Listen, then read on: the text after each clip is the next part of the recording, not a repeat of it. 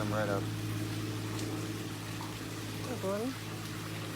So I get a lot of questions about Casper here and like, where does he come from? Why is he here? Things like that. So all the alligators that we have in the pond here are what are known as nuisance alligators. Okay, so that means they're the ones that showed up in the backyard, swimming pool, ate Fluffy, stuff like this, right? Now, once an alligator causes a problem like this, they are typically captured and killed, which is very unfortunate.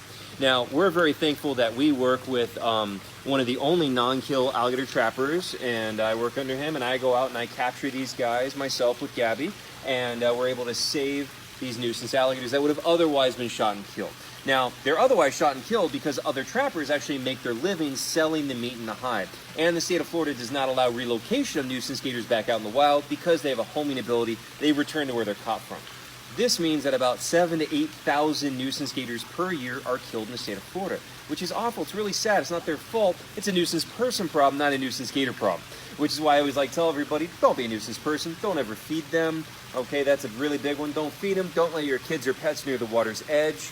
And then also, don't do this. Don't go swimming with them. Okay, now we do this here because he's a trained animal I've worked with for a long time, but in the wild, it is very, very dangerous. So you don't want to do any of those things.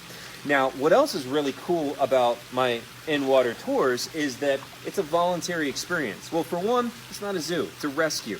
He's here because he's non-releasable wildlife, okay? And the animals that we can rehab and release, we do. But he is non-releasable, so he's gonna live out his life here.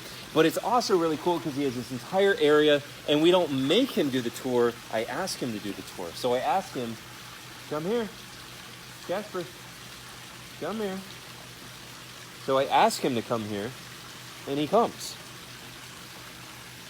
There you go. Look at that.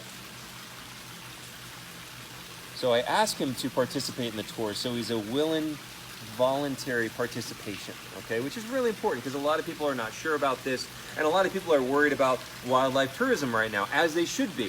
Things like Tiger King have highlighted a lot of problems in the wildlife tourism industry. And so it's important to show that in this environment, working with him, it is a voluntary experience, and he's here as non-releasable animal, okay? We're also trying to make this as educational and conservation-oriented as we can. And helping me film today is somebody from the tour. Why don't you turn around and show everybody? Say hi. Hi, I'm Carrie. What'd you think? I absolutely loved it. I mean, getting face-to-face with not an alligator, I mean, not something I thought I'd ever do, but I mean, it's definitely something I can definitely cross off my bucket list. Yeah, so he's in here right now, hanging out with Casper right after one of my tours. Now,